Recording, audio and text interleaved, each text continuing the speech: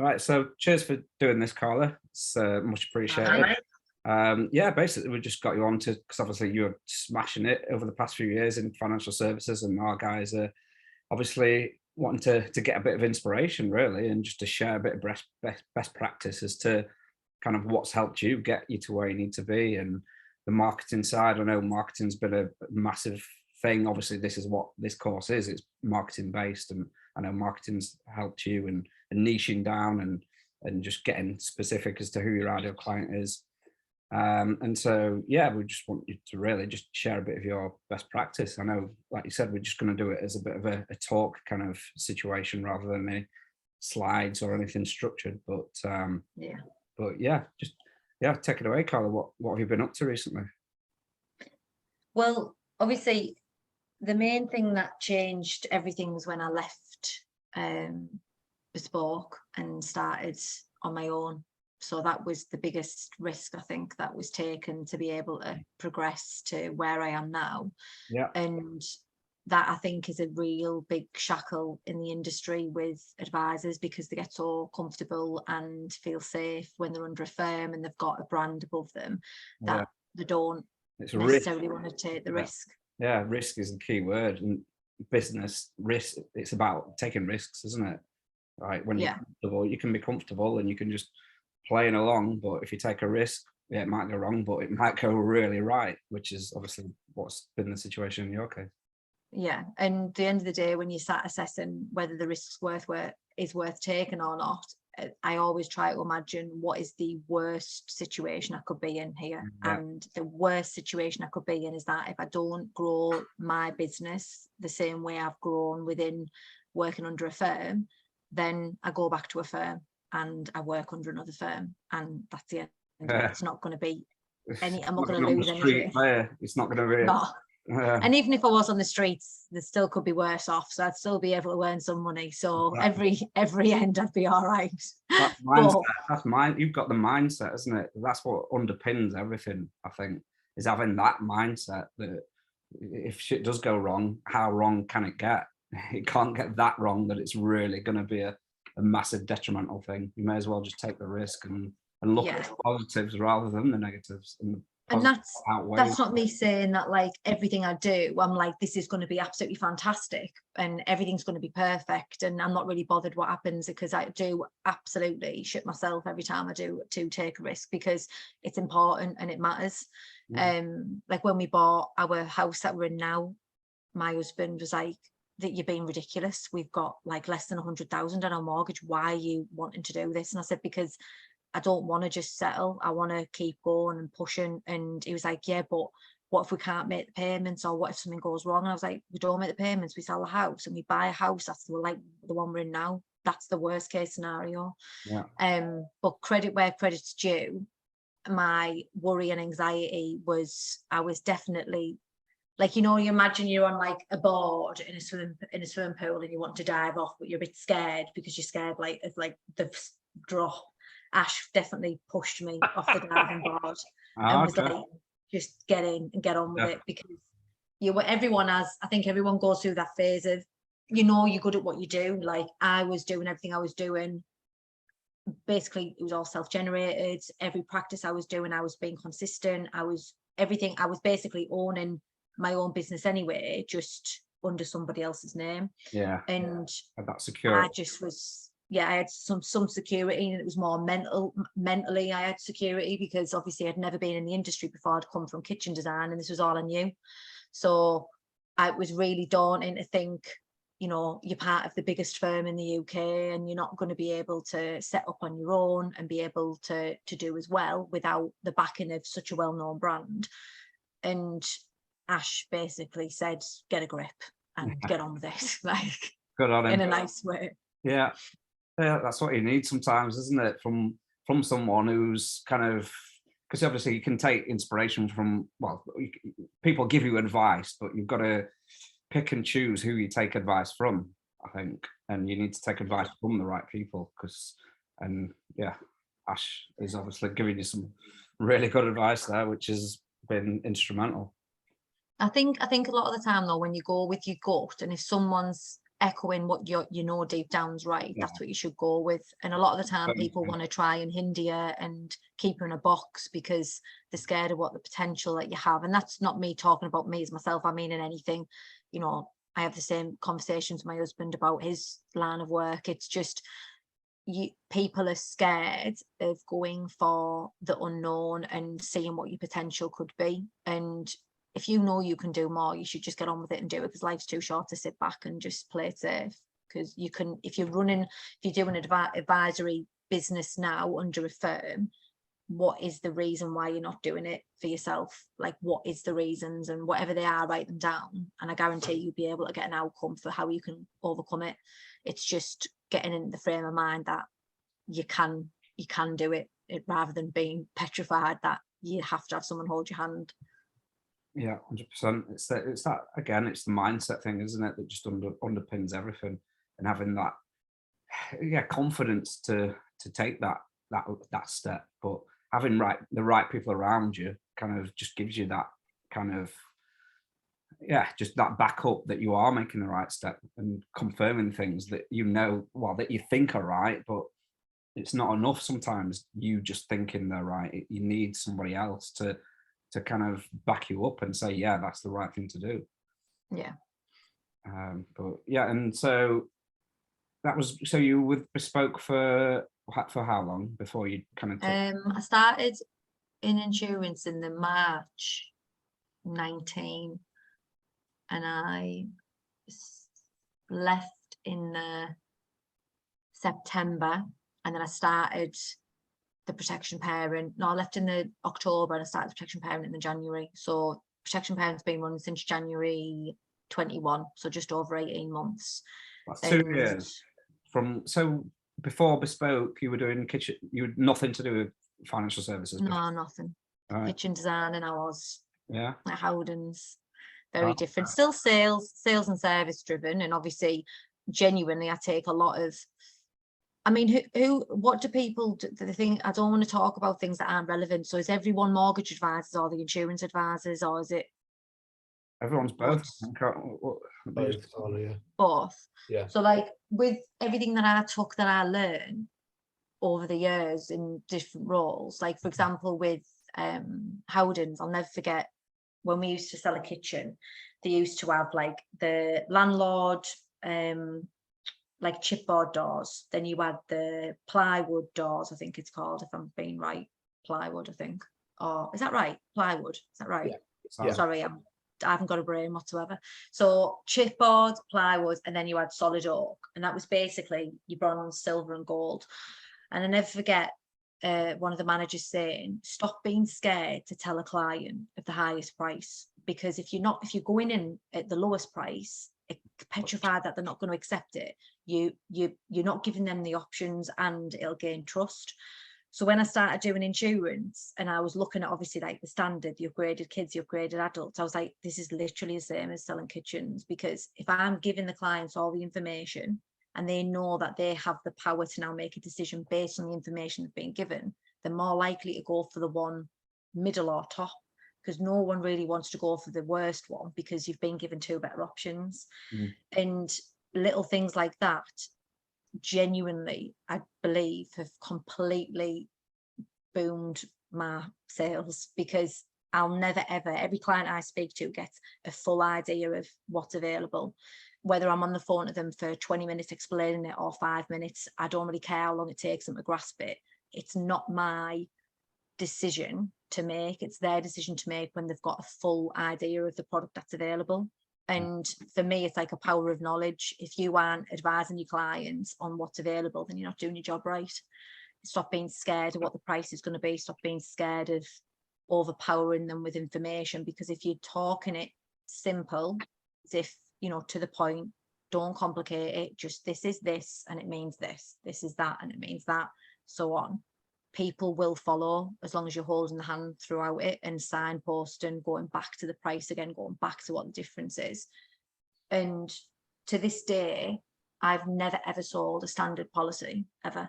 Always have been enhanced, upgraded, because no one does once they've been given the information that they need. Yeah. So it's all about. It's just, I'm similar because before all this stuff, I used to work for BT, like on the phones, and a lot of the stuff that I learned there. Well, when I was doing it, I thought this is just like this will never. I always knew what I wanted to do at the end, but I didn't think at the time that that was serving me in any way. Yeah. Stuff always does, because I learned a lot of stuff that I like, sales stuff, because even it's completely different to what I do now. Sales is sales, isn't it? At the end of the day. Well, sales, at the end of the day, sales is just people buying from people. That's all it is. Like, Yeah. there's no Or magic or witchcraft to it. It's literally if you know how to speak to a person and you know how to relate to a person, then they're gonna buy from you. yeah, It's the unimportant stuff that becomes so important. So building that rapport, finding things that's in common, understanding what means something to them and what doesn't. So I don't know, like when you're having your chit chat before, but instead of going in thinking, right, you've got to get in and out, just talk about business, just talk about sales. Like every client I speak to gets greeted with, "Are you love? You all right? yeah. You know, have a nice day." Being authentic, being you, And not but being. that automatically allows them to feel relaxed. There's nothing more of a brick wall for me than when you pick up the phone or when you meet someone and they're trying to impress you, or they're trying to be sort of too knowledgeable, like I am a Yeah, professional. I just switch off automatically because I think yeah, you're not being real. yeah. There's no You're not connection. being real. Yeah, There's no connection there. And the unimportant stuff becomes very, very important. So I don't know if they've said that they love traveling, or they don't mind, the don't like, sounds daft, but like little things like going abroad all the time. For me, I'd automatically be thinking, well, you wouldn't mind traveling and doing global treatment then if there was ever anything wrong. Do you know? So then you can know that notes. Yeah, it's all like little things that you pick up on that I've done all my life. Like when I used to work in car insurance in a call center, roadside assistance was the most dullest thing in the world to try and sell. But I was amazing at it because from the service call, I'd continuously try and build up rapport with them and getting them to like you. That's all it is. That's literally all sales is trying to make someone see you're a good person, see you can be trusted. And once you let your guard down and just be, as long as you are nice people, by the way, because if you're not nice people, then you've got no chance. But as long as you're nice people and you are genuine with what you're wanting to do and you're wanting to help them, you be yourself and you'll smash it. yeah, But it's so people overcomplicate it so much. yeah. I think that's business generally. I think people look at all these business hacks and ways, strategies and things, when underlying business is just about being a good person and showing other people that you are a good person. And when you can do that, people will open up to you and they'll listen to you and they'll hear what you've got to say. And that's kind of half the barrier, is just to get that connection with somebody. Yeah. At the end of the day, these people are going to ring you. You're the person they're going to ring if you get cancer, if their child gets cancer. It's like, if they don't feel comfortable with you, there's a problem. Yeah. And they should, like, I've just been with Aviva today and I was speaking with their marketing team and they were asking, what do you think works well? How do you think we could get advisors to engage with the product more? And I was like, to me, they're trying too hard to get advisors to engage in a product because the product's absolutely incredible. The advisors don't have the passion to the product because the product can sell to anyone. You just need to understand it and deliver it in a way that's engaging, relatable, that they understand. And there'd be no issue with being able to close sales. It's just getting people to understand that it's not about how you do it or how it's delivered. It's just be natural and just be yourself and it'll flow a lot easier. I think that's why, because a lot of like one-man bands or small businesses are kind of put off that there's all these massive big corporations that they're in competition with. But I say that's you've got a massive advantage because you are a one-man band or a small. People want to connect with big corporations. The people don't feel that any connection to those big brands. There's no connection there. But people who are smaller have got that advantage because you can connect as a human with other humans, and that's what it's all about. And yeah, you've got a massive advantage in that sense. Every customer's different, and there's some people want to go directly online. They don't want to tell someone the business or the medical, but at the end of the day, there's always going to be enough customers out there to be able to survive in business, because everyone, there's lots of people who won't want to do business with me, but that's fine, because there's lots of people who will. Yeah, you don't need thousands and thousands of clients. You just need people that you connect with. That's the key, I think, because that's the beauty of being self-employed. We get to choose who we work with. So you can work with people you connect with and you get on with, rather than, and that's what business is about, is human to human connection, I think. But when for you did the digital side start to kick in? I take it that was after Bespoke, or did you do, were you self-employed under Bespoke then? Yeah, so self-employed. In terms of digital, do you mean like the videos, or do you mean? Yeah. The video started when I met Ash. I'd attempted to try and do them myself, and was, if I'm being totally honest, it was just down to confidence. I was doing a video, and that same old, like, I get it all the time. If I've done a video and I haven't had 10 leads, why? Like, and it's like literally, like, when I started speaking to Ash, and he said, I remember saying, right, well, when will I expect to get big? When will I be getting a lot of business? And he was like, what do you mean? And I said, well, what I'm doing, when am I going to see like the benefit of it? Like, when will clients be inboxing me and saying, oh, come on, like, can you do my insurance? And he's like, at least a year. I was like, excuse me, a year? Are you for real? Are you on drugs? A year?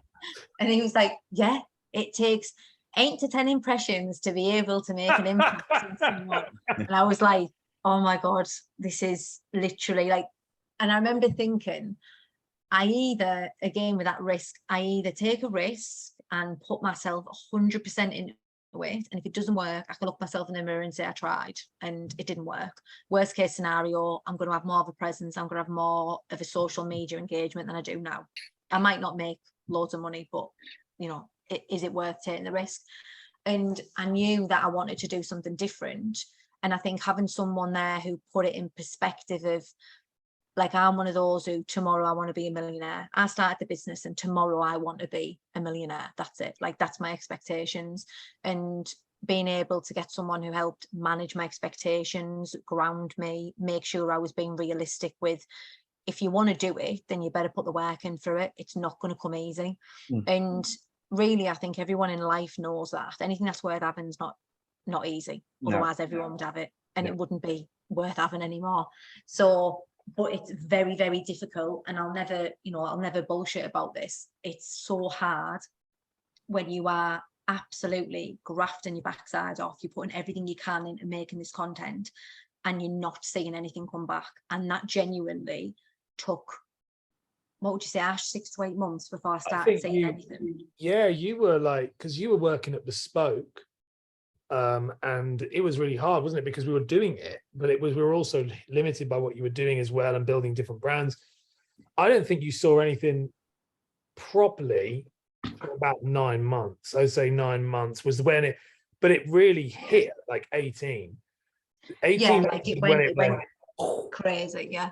And that was like, I always think now, I wish so much that if I knew every person who asked me, like, does it work? Would you recommend it?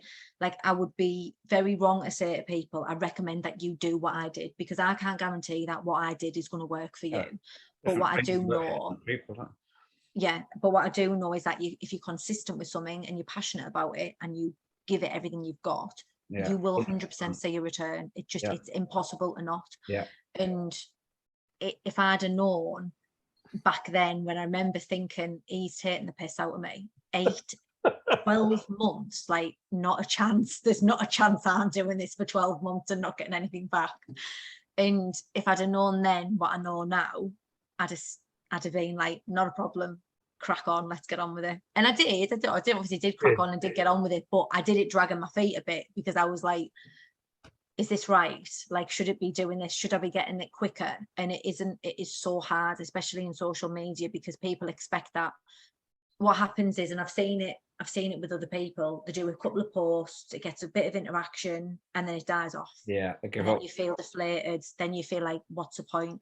Yeah. But you never know who's watching. Yeah. And that's the most important thing to remember, is that even if you're getting, and I've been there and done it, now I don't give a shit, now I don't even look anymore, but I've been there where you do a post and one of them gets 110 likes, the next post you get 6, and you're like, what, like, it's so frustrating. But then if someone said to me, do you want 6 likes and 3 leads, or 110 likes and 1 lead, I'd be taking the 6 likes, because that's what's making me money. Yeah. The likes, the Don't make you interaction money, isn't do they? making me money. No, that's it.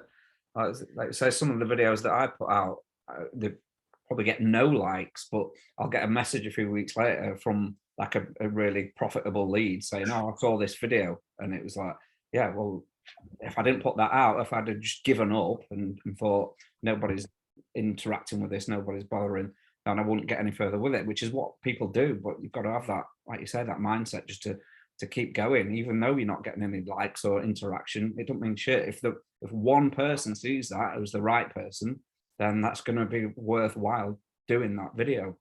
But Yeah, and you're going to get the other side of it as well, where you'll get people being really negative. Like, I had a lot of like friends and family being very negative about the videos and being like, it's cringe and what you're doing. And I just knew, and I think everyone has that part for their business, however they want to run it or however they want to grow it, that you know what you want to be doing or what you should be doing, but you're just not giving yourself enough of a kick up the arse to do it.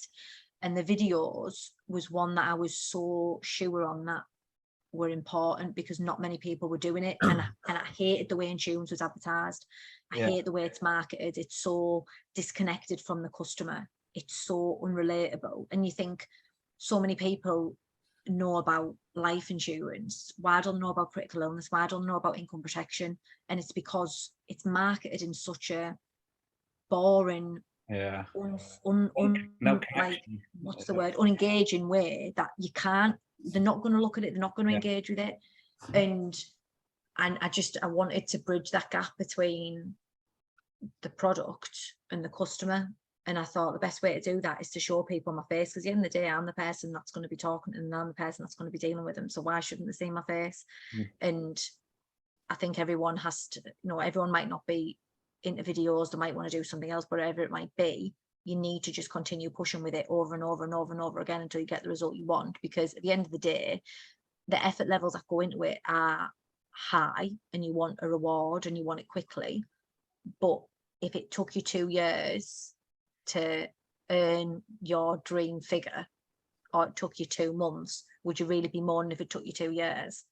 It doesn't matter. As long as you get there, it doesn't matter. It's about, and to be honest, the journey builds you as well as a person. Like, now I do a post on LinkedIn, I'm not even bothered if it gets interaction or likes, because I know that I'm putting it out there because I want to say that, and I think that's important.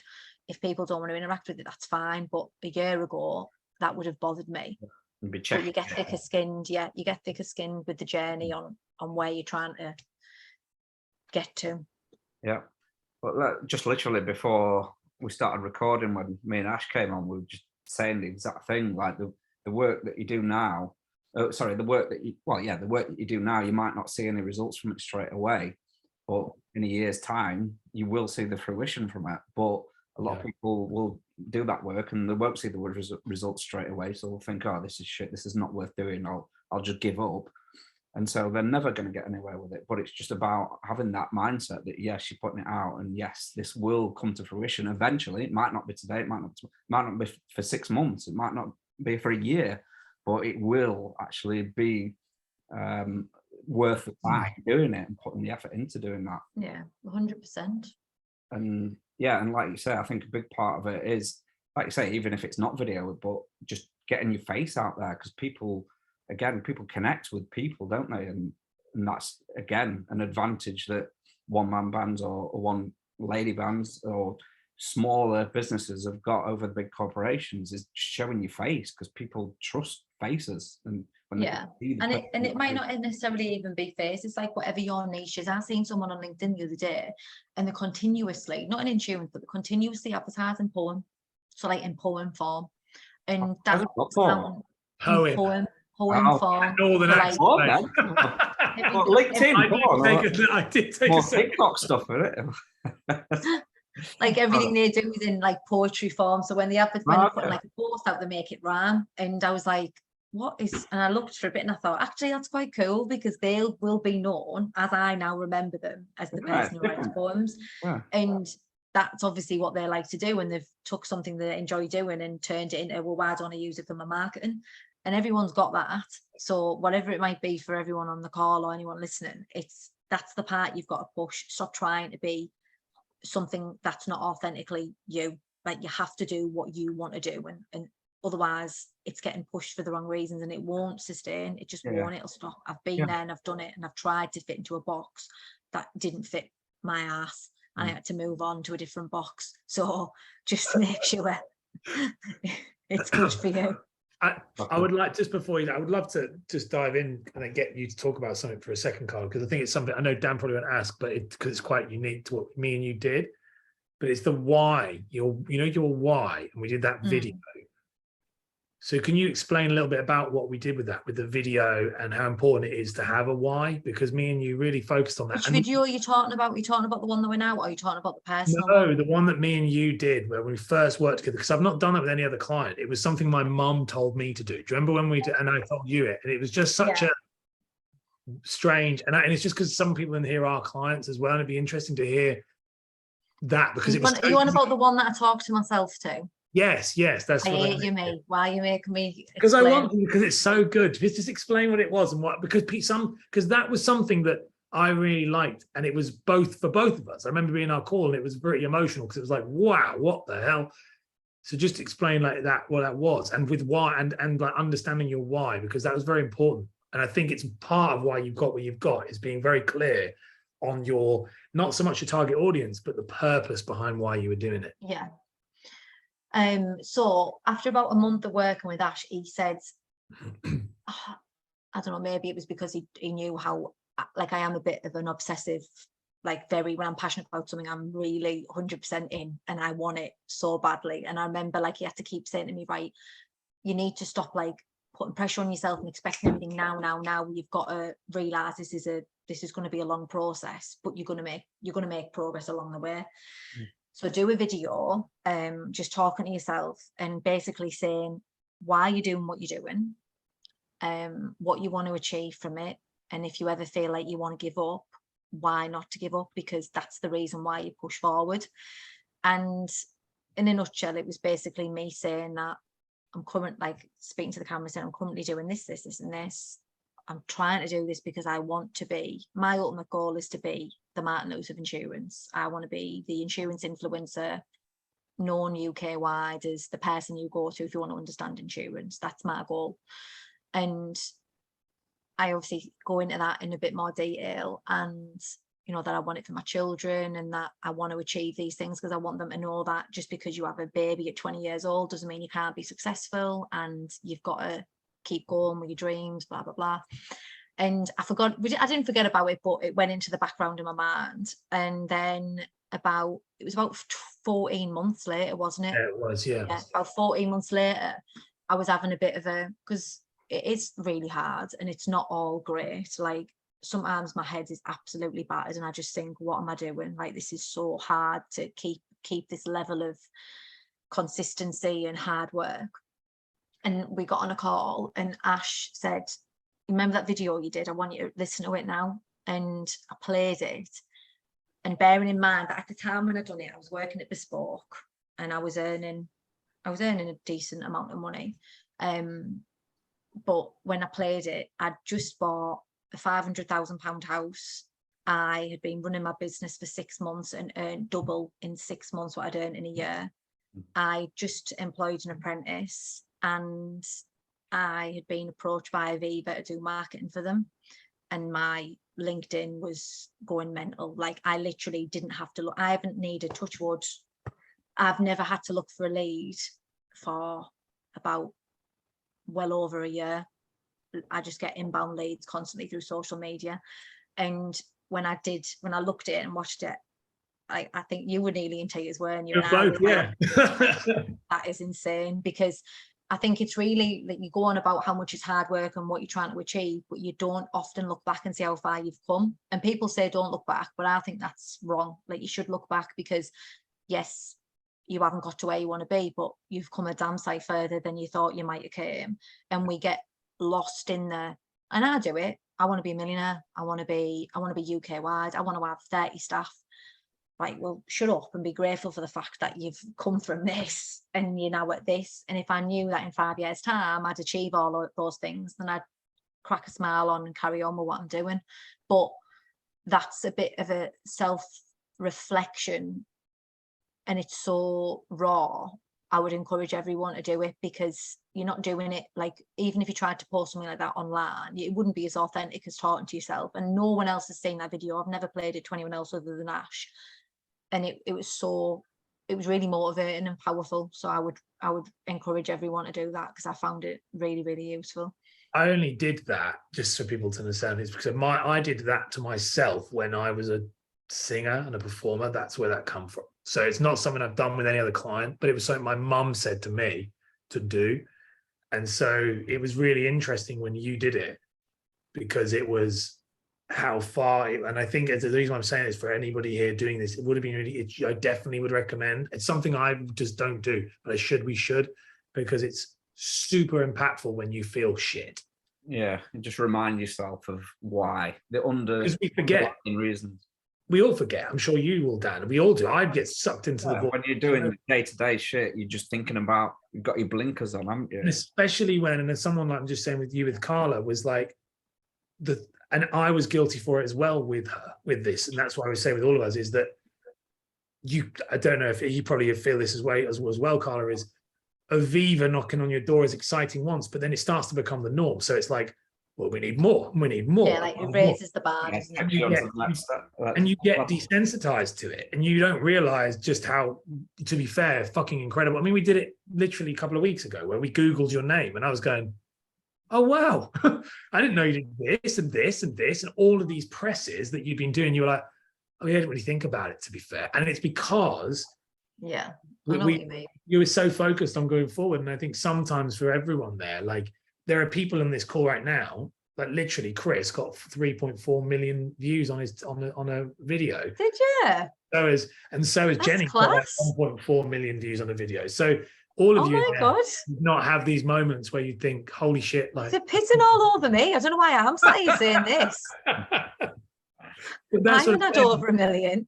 That's one of those amazing things where you in that video going, because it's just hard. It's just an interesting concept. It was you just because it had such a good response for you. So I thought it'd be good to share that. I mean, I'm sorry that you didn't made you share that. Yeah, thanks for that, Ash. So it's meant to be personal. Sorry, Dan, carry on. I just wanted to get that bit out because it's good. Yeah, no, it's a good point to make, because I think that's a big part of what like Ross is all about as well. He talks about that in his modules in the program about, yeah, just connecting with that why, because it is so important. When you get bogged down, like you said, with the day-to-day shit, you don't really think about that, and it can you can be demotivated by just going through the motions. But yeah, when you think about the actual why, it gives you that motivations to, it's like an end goal. It's having that in mind, the end goal. Yeah, but yeah, so yeah, I think yeah, you've covered quite a bit with that, Karla. I don't know if we want to take it to everybody else, see if what questions people have got for Karla in any sense of any of that. Has anybody got anything for Karla? I didn't want to go into too much detail about certain things in case it was going to bore everyone's life. So if please send me specific questions so I can answer them, because that would be a lot more useful. Me rabbiting on about insurance.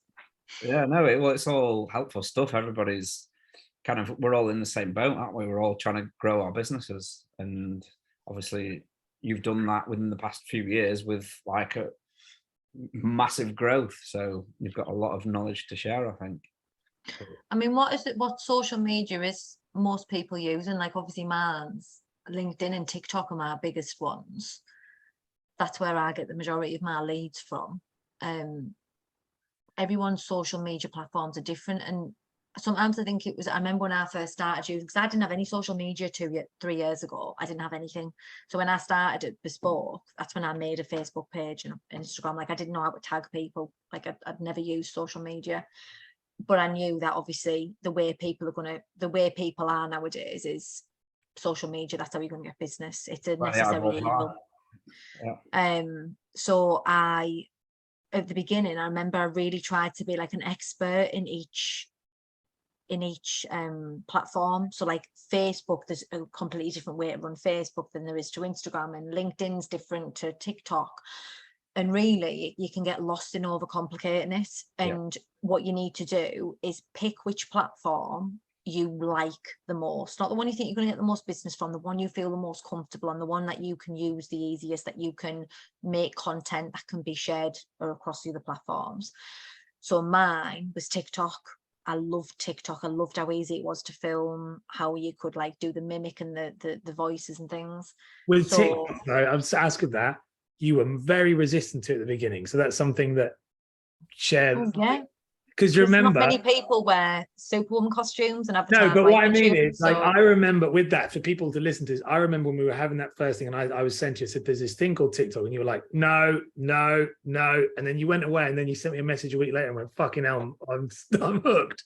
So it's like you said, being open-minded to that, because you were like, no, LinkedIn. Yeah, because I had 5 platforms already, and I thought, I'm going to die. I can't physically do more platforms. No. Yeah, you can't. Then that's when. Yeah, people do get that misconception that they think they need to put themselves literally everywhere, but you're spreading yourself too thin if you go everywhere. You just need to focus on, like you say, on the platforms that you're most comfortable with and the ones that you're getting traction with. And you just focus. Well, the one that you feel most comfortable creating the content. What I do now is I create the content, I post it. So the first place any videos are going to go is on TikTok. That's where they're all made.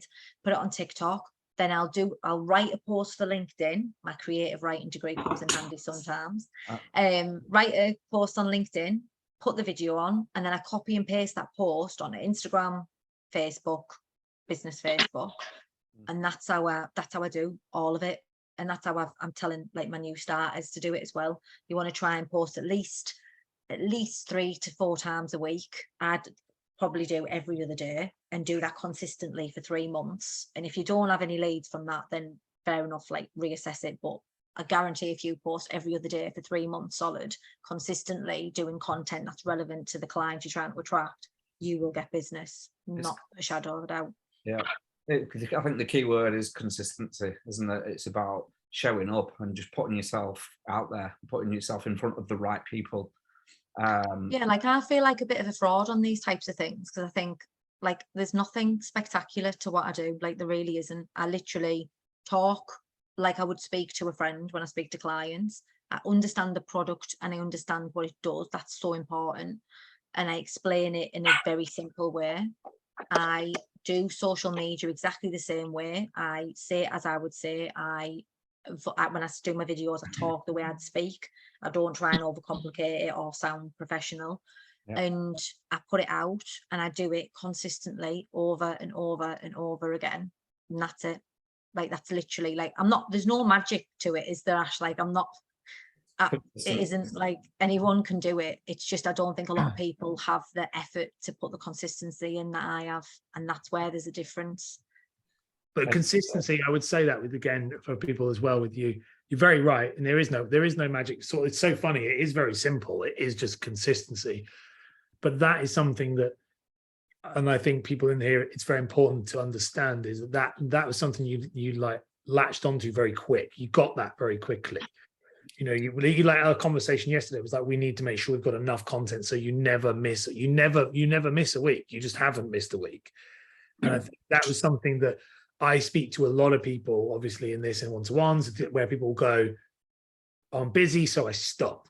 And that's the thing, that no matter how busy you've been, you've never stopped. No, when you're abroad, when you don't stop, because you slow momentum. And that's the thing I think that's the thing that separated you, is you never stopped. You carried on. Because you've got to, if you want something, you've got to own it, that it's your responsibility to get it. And there was a TikTok I seen a couple of months ago, and I thought, this is literally the secret to everything, but people overcomplicate it.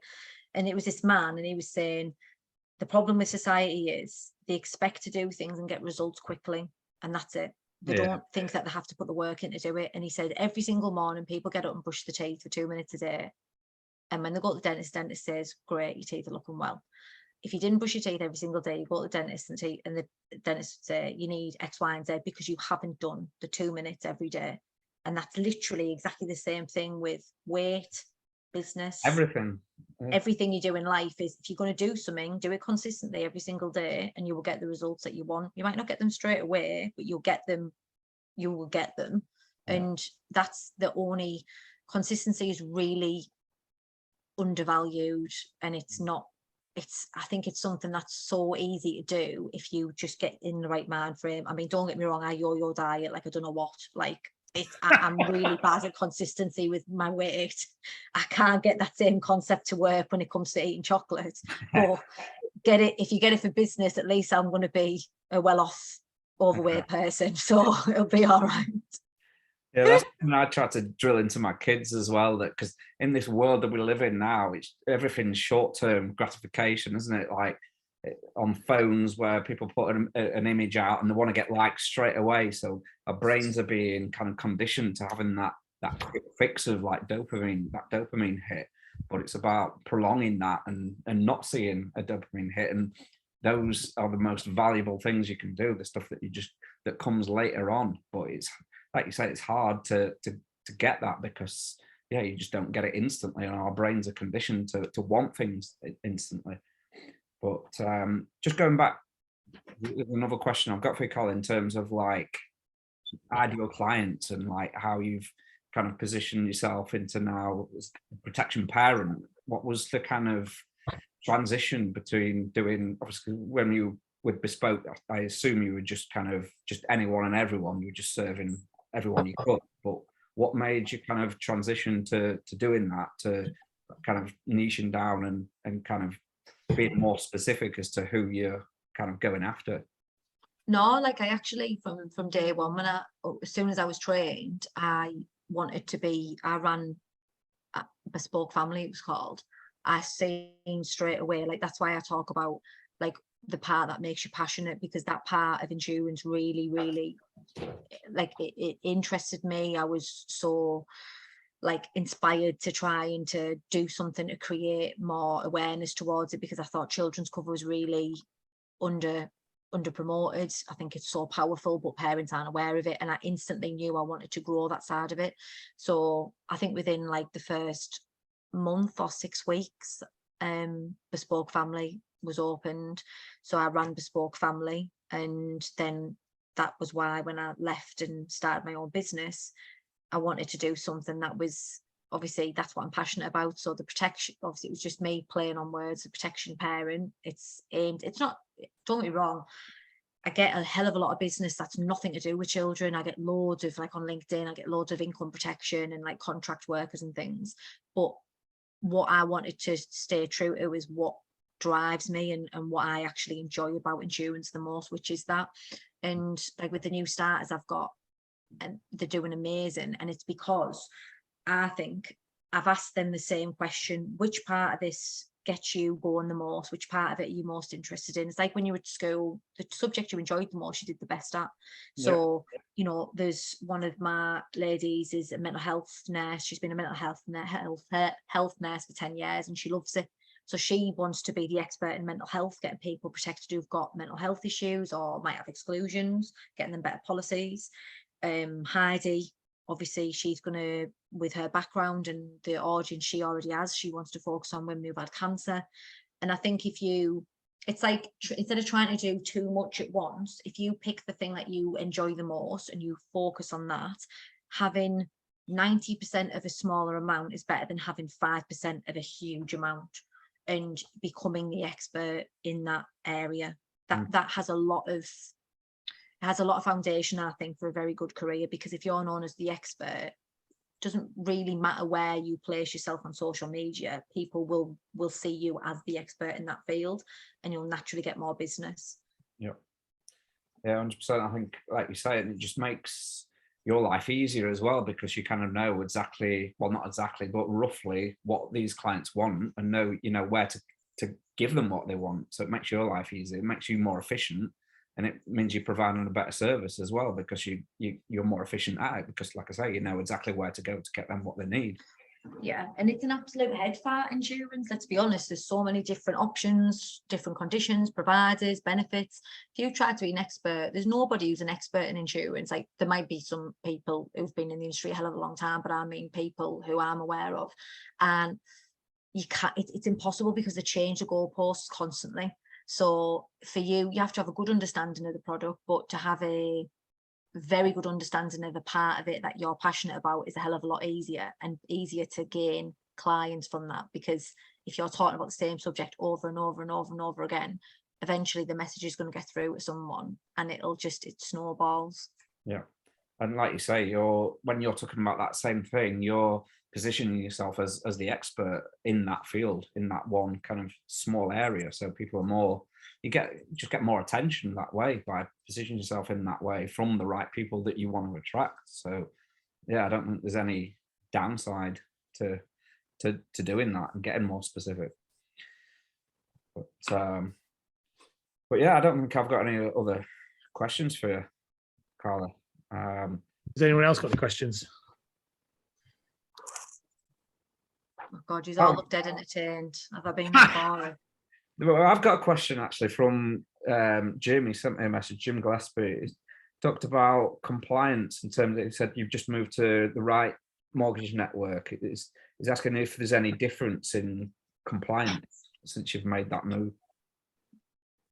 I left Primus last August, started in September, so it's been just a year, and there was slight changes. The right mortgage is nowhere near as big as Primus, so it's not ran on the same level, I think would be the best way to put it, in terms of there's a lot of structure at Primus, and it's just sort of like 1, 2, 3, everyone is the same. Whereas the right mortgage, there's like, it's more personal, and you get to, like, my compliance manager would look at things and work through what was important to me and what they needed to see. And compliance is compliance at the end of the day. You're always going to have to, they're pretty similar, but they have a lot more of a personal way of going about it. Yeah, the right mortgage.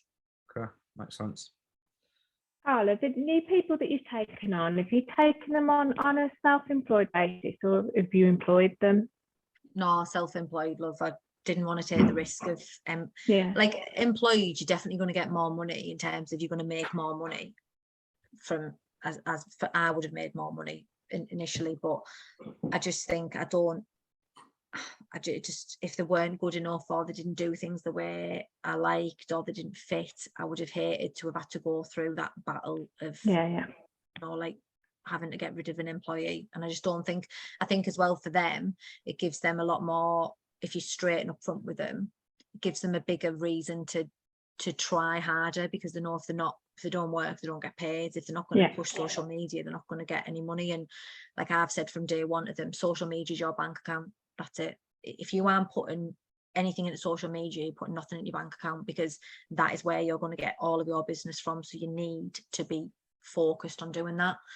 And I think that's where you find out who's cut out for it and who isn't, because if you're not prepared to be disciplined enough to do it, then you're not going to be good at advising. No, I agree. Yeah, I'm with Primus, and they're pushing me to employ people rather than having them self-employed. I've already got them self-employed, but they're pushing us to take people on employed, which I don't want to do for the reasons that you said. Why do they want you to do that? I think because they say that you can earn more from it. But I wouldn't personally. I just don't think it's worth the risk. No, I agree. And it's a sales game. Like, at the end of the day, you want people who want to earn more money. Like, you want people who are going to be steady and do good business, but someone who's employed isn't going to have the same hunger as someone who's self-employed. They're going to write more business if they're self-employed versus employed. So I think it's 6 and 2 3s really balances itself out. Well, thank you. All right. Anybody else got anything for Karla? No. we'll wrap it up then. Karla, thank you so much for this. All right. Yeah, and if anybody else or anybody's watching the recording, just kind of post below any questions, and I'm sure Karla will be happy to answer them. But yeah, sweet. Thank you very much again, Karla. Thanks for having me. You're very well. Thank you. Cheers, guys. Thank you. Bye. Thanks. Bye. Bye.